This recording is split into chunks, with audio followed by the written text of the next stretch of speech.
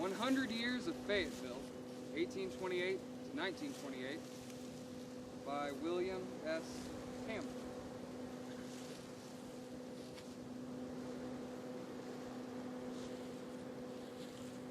Gestures in a Wilderness.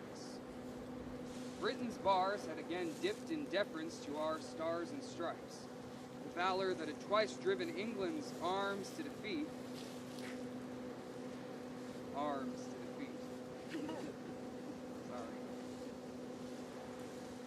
Arms to defeat and unconditional surrender looked about for new conquests. Paths had already been blazed to the Mississippi. Sunsets lured, and up every great tributary flowing out the magic west echoed the oar-stroke of invasion. Questing men dared elemental dangers that they might drink their fill of discovery and primal possession.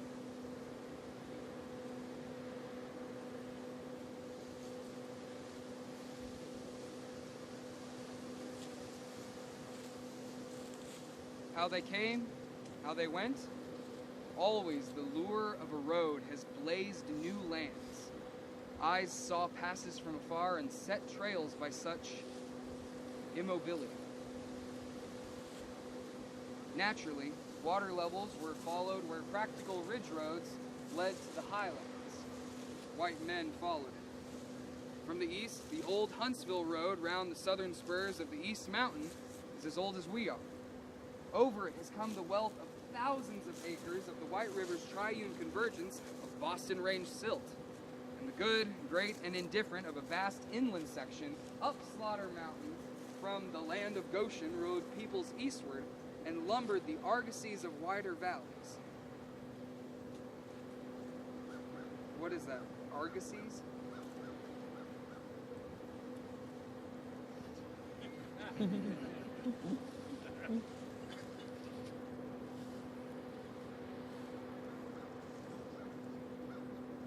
Argosy is a noun, plural noun, argosies. A large merchant ship, originally one from Ragusa, now Dubrovnik or Venice.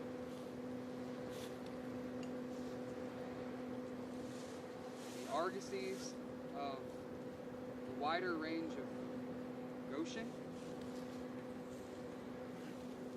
By horseback, by lumbering, creaking wagon, or perchance part of the way afoot, peoples traveled. Along in the 40s, stage lines began to meet trains and mails to the north and the river on the south. Time has dimmed the memory of men about who were the men who dared the elements, horrible roads, in order to feed, clothe, and make Fayetteville contented in the reach of years before the Civil War.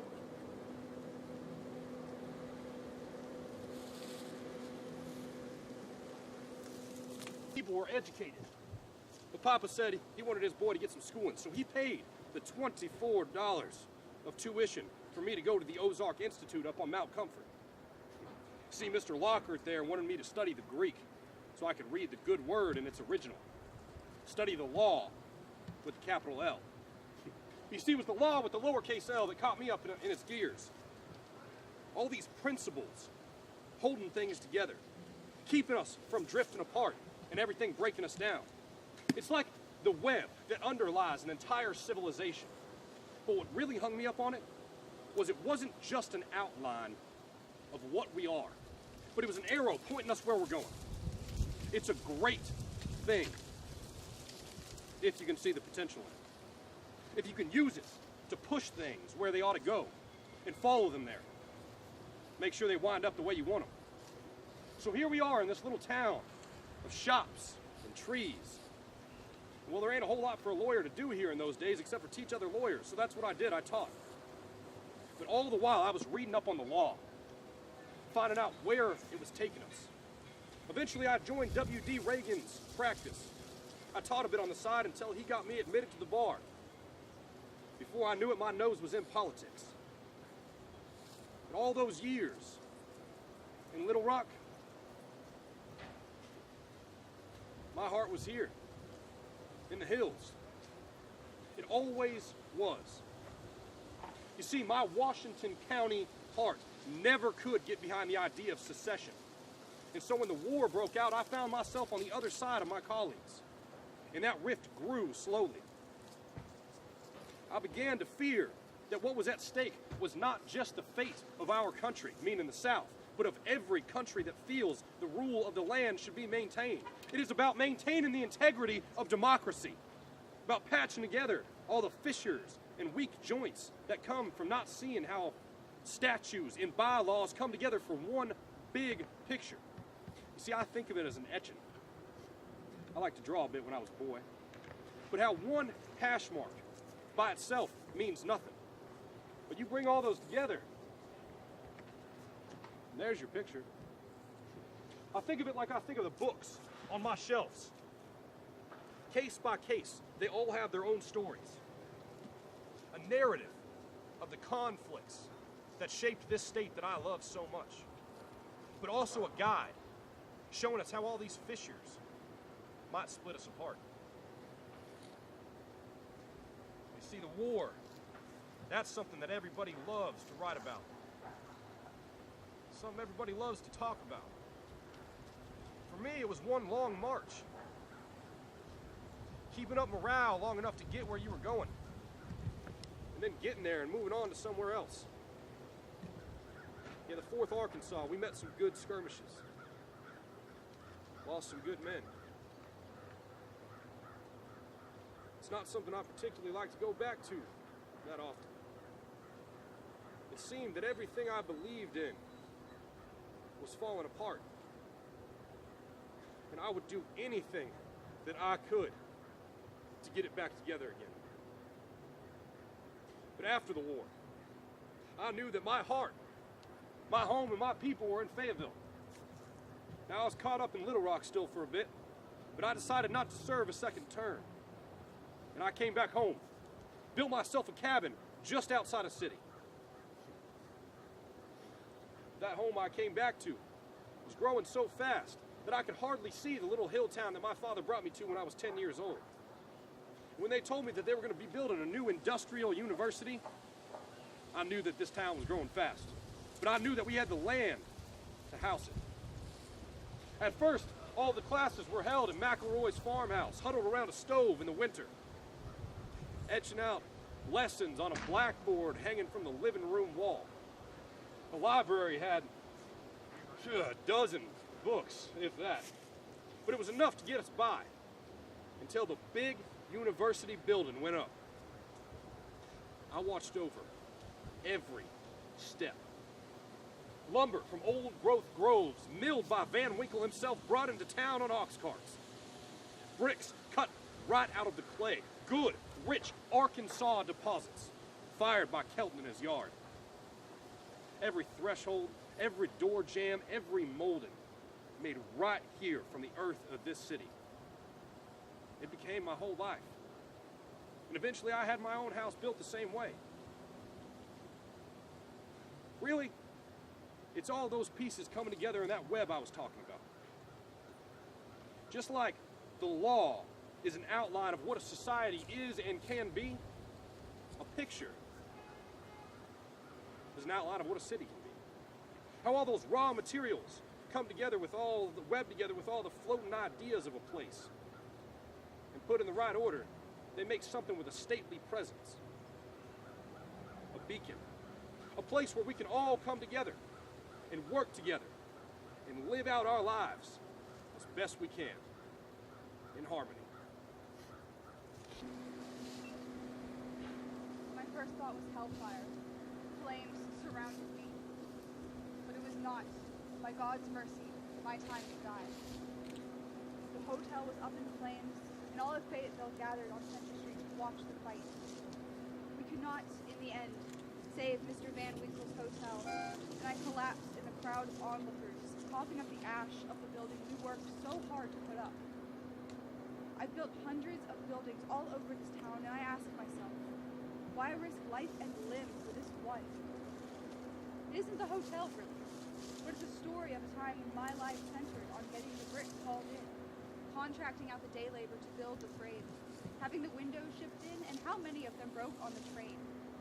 All of these little tasks on my checklist, all the people who came together to get the hotel up, and the years years after, when it goes from being lines on an architect's draft to a place you can go and see how the folks are getting along inside. I've built every school in this town, and I tell you, friends, I love seeing how the children go about using the spaces I've provided. The little lad sitting on the sill with his feet dangling down into the bushes, finding a seat I never meant to provide him. I came to this country as a young man, and I've never quite let go of the old country. I love it here, to be sure, but there's something about a man's country that never quite lets off its grip on his heart. It's lonely to hear voices speaking a tongue that ain't your own, to look around and see a city that's never quite as green, never as sunny as you remember the old country being. And maybe it's not quite that green and sunny, but it's a place you hold inside your heart for all of your days. And maybe it's not a place that's actually there, but a place you build yourself out of all the things that happen to you and all the people that you love. When I first met Father Bandini in Pontytown, I felt that kinship, a brotherhood of the lonely, don't you know? And as we got to know each other, and he told me of the days barely getting by on rabbit and cornmeal mush, how the vineyards grew and the town prospered and became a family, I understood. For as we have many members in one body, and all members have not the same office, so we, being many, are one body in Christ, and each one members one of another. He loved that passage, Romans 12, verses 4 and 5, and told me that God calls upon us to create a city that is a reflection of the one beyond. A duty to show the faithful and the unfaithful alike what might be. I am but a contractor, an assembler, and no priest or minister, but this much I learned from Father Pietro Bandini. He was only 65 years old at his passing, my good father. His heart failed him, and I took him myself to Little Rock, where he died at St. Vincent's. I was grateful for it, to see him take the Eucharist, to receive the last rites. He was the only priest in these parts, so I was glad for it that we had traveled so far. Before he died, Father Bandini traveled to Rome, where he met with the Pope himself and received from him a set of red vestments for the blood of the martyrs who died for the faith. I am an old man, nearing 90 years old. I've spent 80 of those years right here, watching the hills and hollows of my youth cut into streams. I've built hundreds of schools, banks, what have you. I've made this town what it is today, and I will admit I have had no small amount of money doing it. But all I've done is clear some land and pile some bricks. The community is the web of lives that gather within those bricks. And if my small contribution can impart some idea of the order and reverence I learned from Father Bandini, my friends, I will die a grateful man.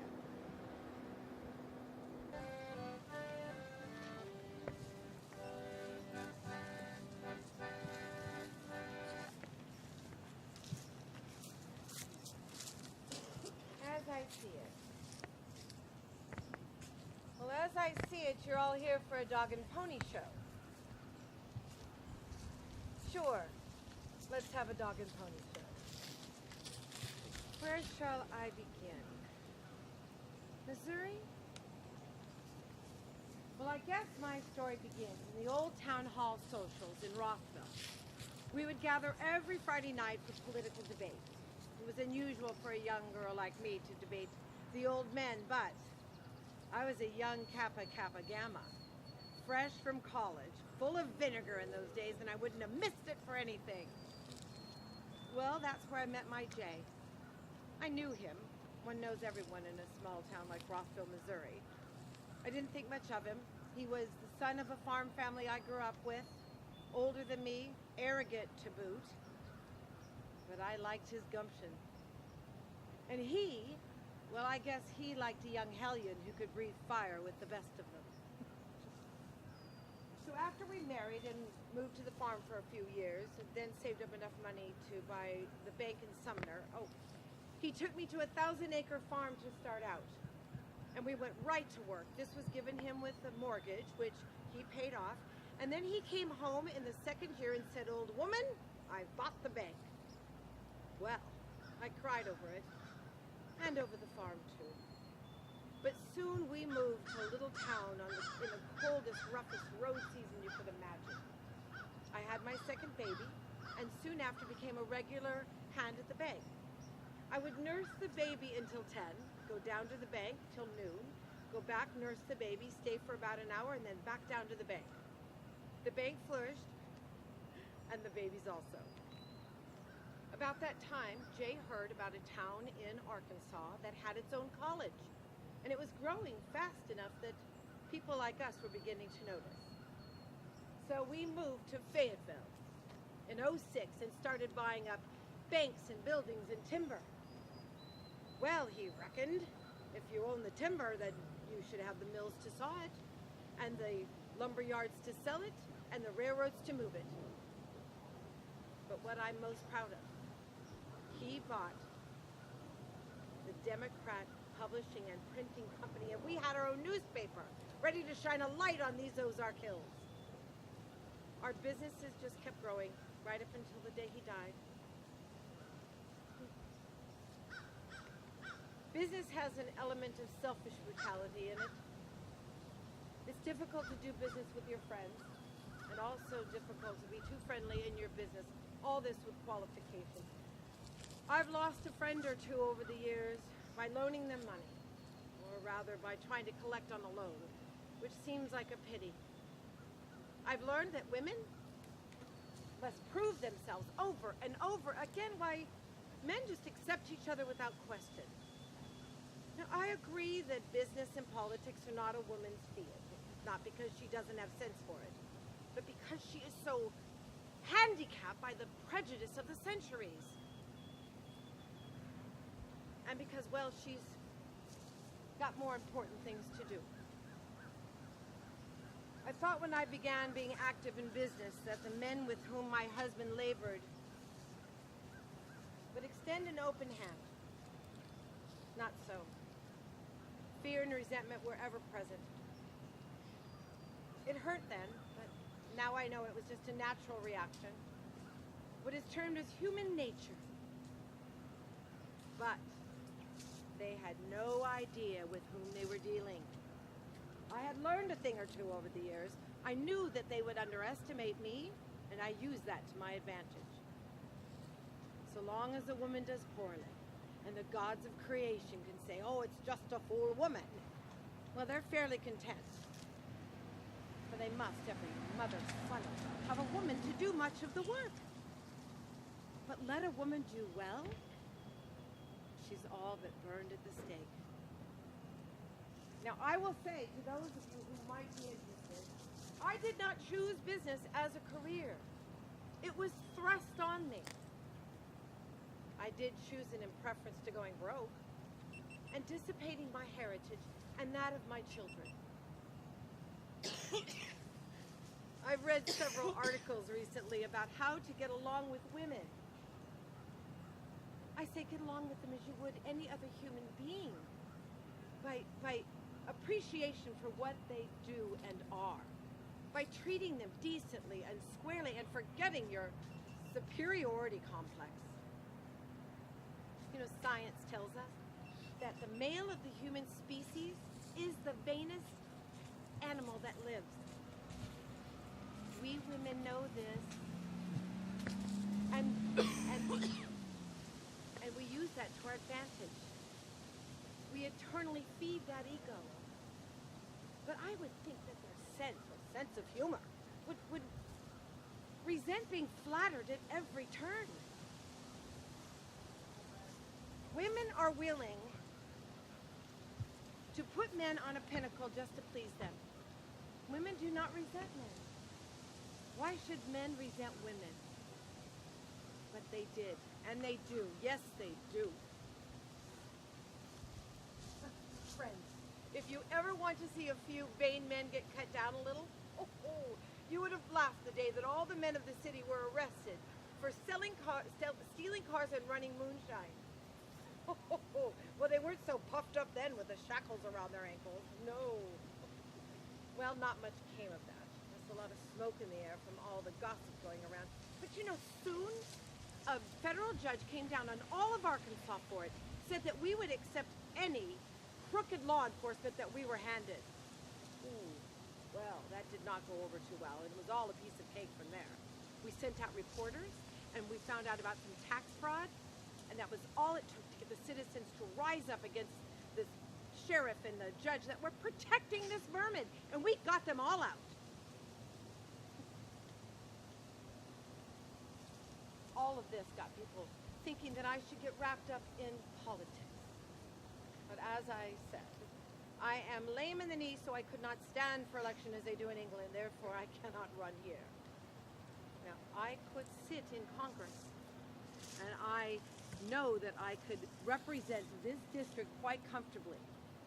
But I believe that I will leave politics to the politicians.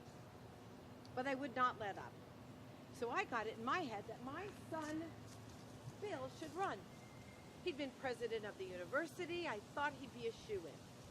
Well, he hemmed and hawed for a little while until I threatened to run myself if he didn't. And he served for 30 years. My Jay would have been so proud.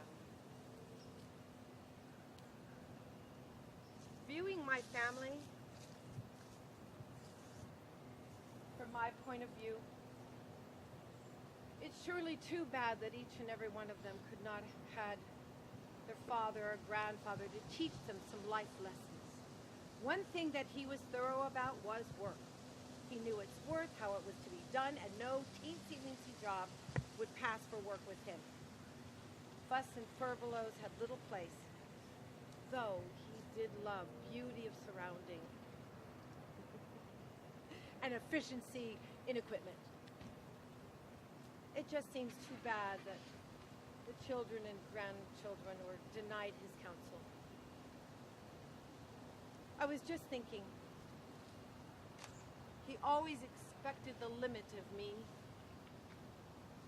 He even gave me Milton's Paradise Lost as a Christmas gift before we were married, and the Bible as a wedding gift. He knew little of either one. But it seemed fitting to him that I should know.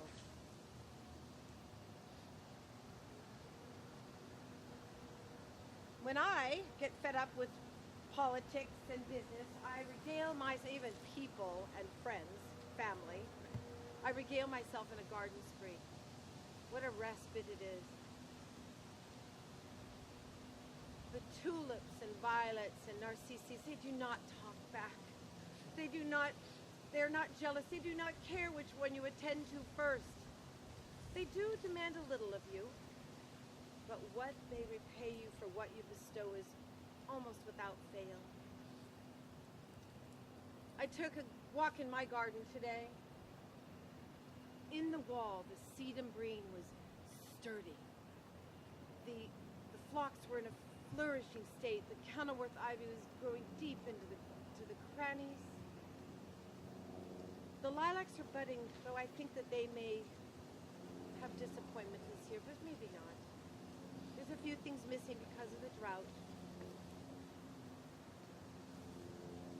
The garden is a lovesome thing. Try to have one. And plant flowering trees for great beauty.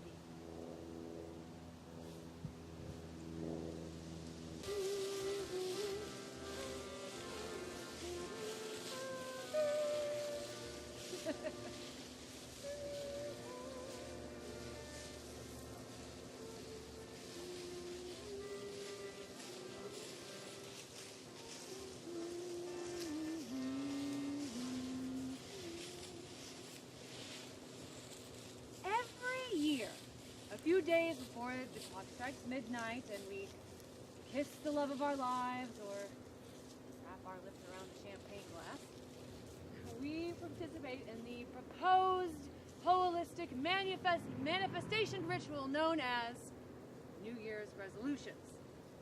We promise ourselves to lose 30 pounds before September through rigorous physical exercise and determined meal preparation.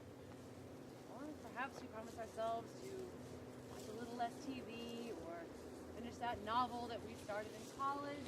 or friends you haven't heard from in a while. Now, I've had a lot of time to put my energy towards thinking, what separates those with good intentions from those with the fortitude and tenacity to do good, progressive things? Well, in my opinion, women just do it better. I'm Leslie Stringfellow Reed, and I was born January 3rd, 1886 in Temple, Texas. Leslie is not my formal name. My real name is Mabel Staples. Both my biological parents died of a fever when I was 2, and they had 2 very good friends, Alice and Henry Stringfellow. Now, Alice and Henry's son, Leslie, died of malaria in 1886 when he was just 19 years old, and it was Leslie's spirit that told Henry and Alice to take me in. Henry was a long-term member of the Rosicrucian Philosophical Society, a spiritualist society, or to be more specific, a society that had its roots in the occult. So, during one of these seances, Leslie's spirit told Henry and Alice that they should seek love again in another child. So they adopted me, and they changed my name to Leslie. Now, I was never allowed to participate in these seances with my spiritual brother, but I was made well aware that most of his messages were about me or for me.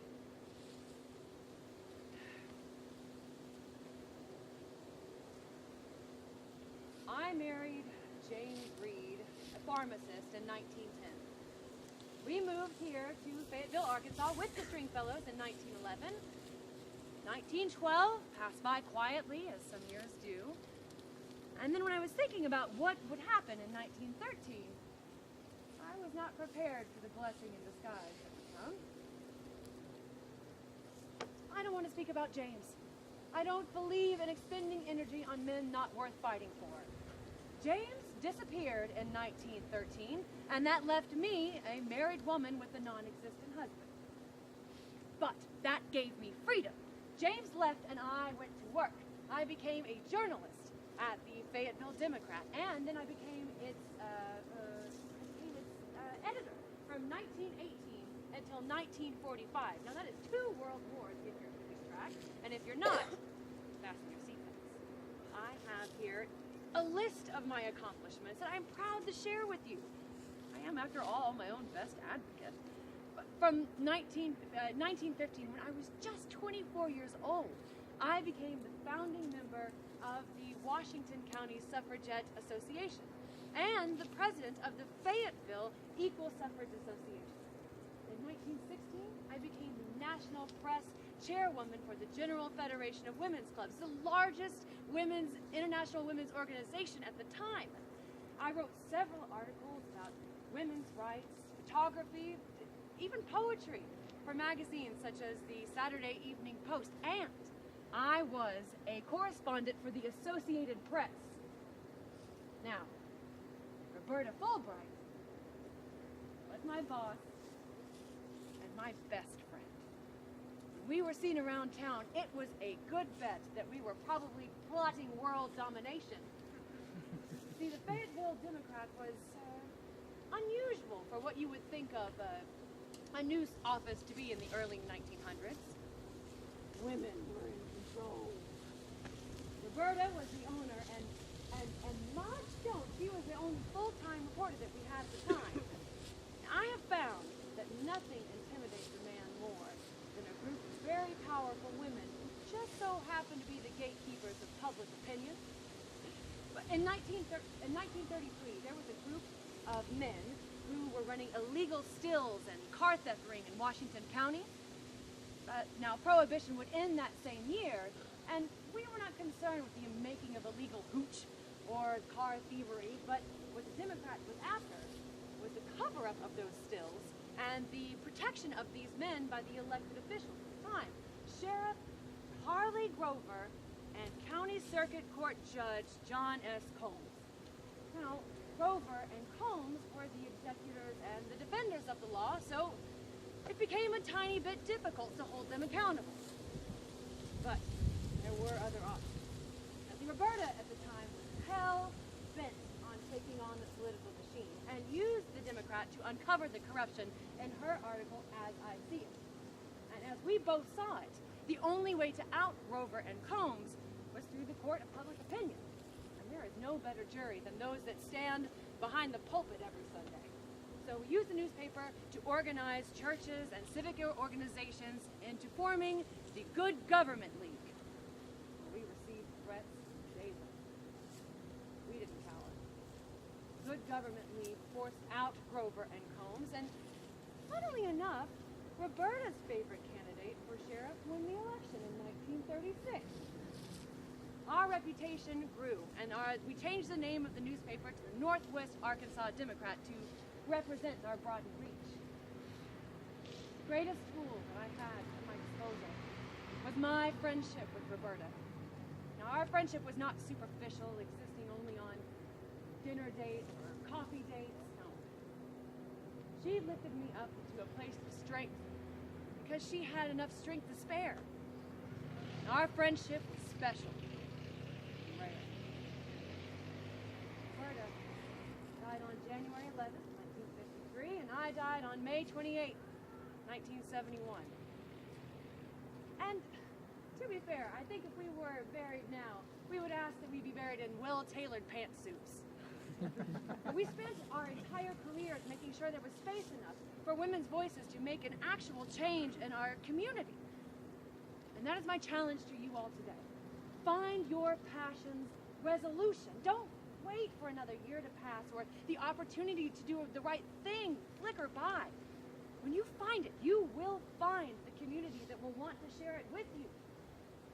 And fight for it. Fight for it with every bit of spirit you have.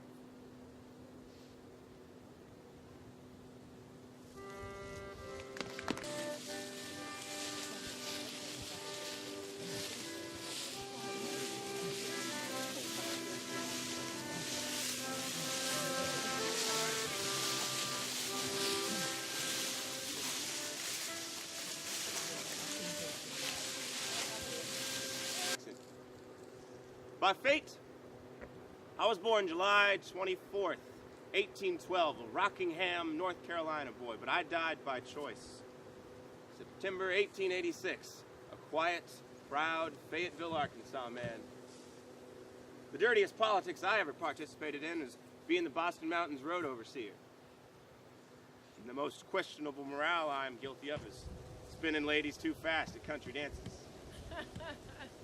My first-rate farming education served me well when in 1835, me and my four brothers headed west, stopping first in Chattanooga, Tennessee, where I became a clerk in the store of Colonel John P. Long. After 2 years, I took my new skills and kept heading west. We settled near Cass in St. Paul, Arkansas.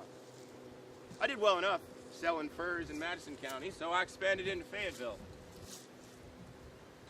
When the war finally reached our little piece of Arkansas in 1861, it was time to put my patience in humanity to the test and trust that it would be over sooner than later. During the war, there was not a bank in Fayetteville I felt could protect my money as well as family could. Let's just say the state bank was logistically and legislatively complicated. So I did what any self-respecting Episcopalian man would do. I buried $30,000 in the Boston Mountains. I imagine Blackbeard had an easier time selling the West Indies than me and my brother did hauling $30,000 worth of gold up to Mulberry. See, brother and I were doing just fine until the carriage broke down in the passes just before night. We stuck the gold underneath the bench and hauled that carriage off the side of the road, unhitched the horses, and headed on to Mulberry. I prayed that our carriage wouldn't be easily spotted, and my prayers were answered the next morning with rain. And it rained the next day. It rained for 10 days. It rained so much, I thought my gold would become a treasure box and the Boston Mountains would become an ocean so big it would drown this war that divided us all. My eldest son, Andrew, fought for the South. He felt the calling like so many young men do whenever their country needs them. War is a complicated, calculated game with too many sides and not enough sense. Powerful words sputtered by powerful men are flown across tables while our boys' bodies are thrown across fields to die alone. If they're lucky, they'll pass death surrounded by tents. Andrew died in Little Rock in 1863. My first wife, Missouri Van Dyke, died in 1832. Andrew's sister, Melinda, died the next year in 1864. My second wife, Andrew's mother, who I remarried in 1838, also died in 1864. My final marriage was in 1865 to Martha Booker. By then I was the father to 7 children, both deceased and living. When the weather cleared, me and brother went back to the carriage to find the gold untouched. We took it on to Mulberry and buried it underneath my brother's barn. And when the war was over in 1865, it was sent back. Now, 1871 was a big year for Fayetteville and for me. More on that later. The Board of Trustees had just awarded Fayetteville's bid to establish the Arkansas Industrial University, now known as the University of Arkansas. I sold my home and 150-acre farm for $12,000 to establish a permanent location for the university. Now, the process of establishing a fully functioning university had to be done by the Morrill Act deadline of February 12th, 1872. That only left enough time for my old home to be rolled back into the grove, remodeled. With the addition of a few blackboards, came an administration building. What began as an old farmhouse with an enrollment of 8 students is now a beacon of learning for 27,000. On the highest hill of my former land stands that beauty that is Old Main. I'm humbled to have had a small part in that. The beginning of my life was spent as a farmer, so I thought I'd end it as a banker. My nails were cleaner as a banker, but money doesn't care much for your nails being clean, as long as your hands are. January 2nd, 1871, Union Captain Dindon D. Stark brought me on board as a partner for D.D. Stark & Co. Bank. Now, Stark and I weren't the only bankers in town. William Etter also tried his hand at banking, but he didn't have the keen eye for it. Etter couldn't tell the difference between real and counterfeit money, which proved to be a problem for Etter and a win for me. In 1873, I purchased Etter's building and Stark seized control of their assets. And if Etter couldn't tell the difference between real and counterfeit money, same could be said for me and my business partners. Stark was caught up in some gross mismanagement, shall we say. It was so bad he tried to cross the U.S.-Canada border, was apprehended, and sent packing all the way back to Arkansas. He was unable to be taken to court because there were no laws tying business and personal responsibilities. I swallowed the responsibility and cost, and $60,000 disappeared like that. I did my best not to speak on the matter for fear of losing good faith with the customers. What the bank needed was a cleansing. I laid a hammer and chisel to the iron door sill of the bank, removing any remainder of Stark's name, leaving mine to stand alone. The McElroy Banking Company was the first bank in the state of Arkansas to be named an honor bank, meaning its surplus and profits exceeded its capital. When I think about my life, I think about the land and an opportunity to explore its bounty. This land has been fought over, and my family is buried on it. North Carolina taught me the value of hard work and commitment, and Arkansas gave me the journeys to build a legacy of banks. My fertile farmland became the ground for great minds to gather and multiply. It is the lessons of the land that I trust and that made me trust in myself.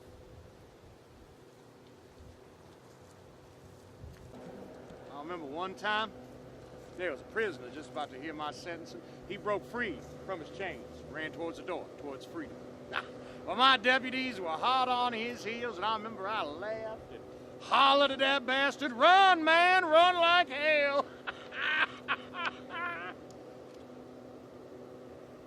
You know, from the very beginning, life and death are linked.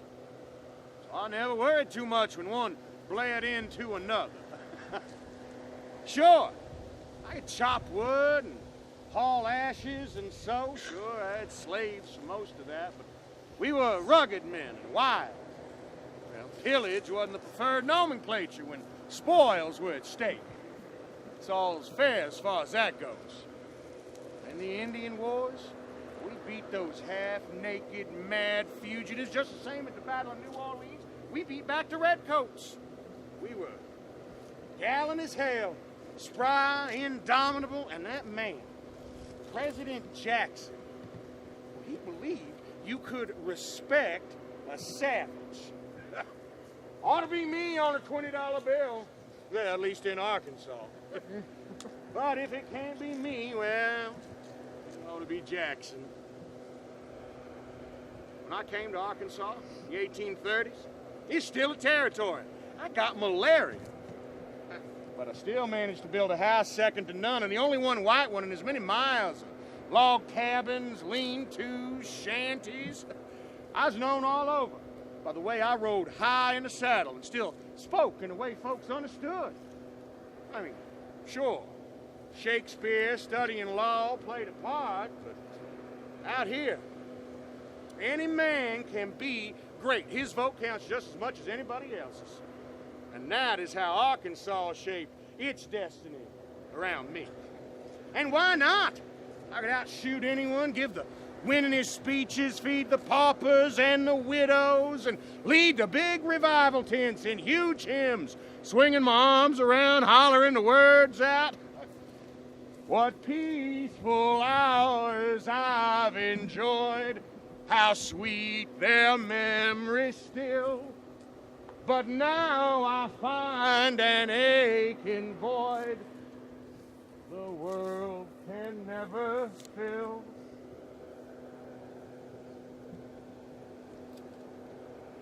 What peaceful hours I have known, whatever that idol be, help me tear it from thy throne. Worship only thee.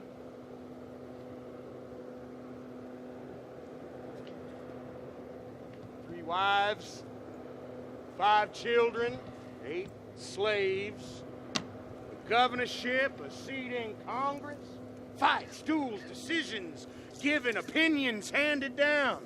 Hell, my whole life was a landslide. No. It was destiny. When I died, fighting for my country, it's because I refused to retreat when the Mexicans broke our line. I rushed right at the enemy and was stabbed 14 times. They shipped my body home in a tin box and they splayed my coat with its 14 holes out on a slab for everyone to witness, keen, and mourn upon. Now let this marker show that any man can make his destiny. Charging forward, singing, fighting, leading forward.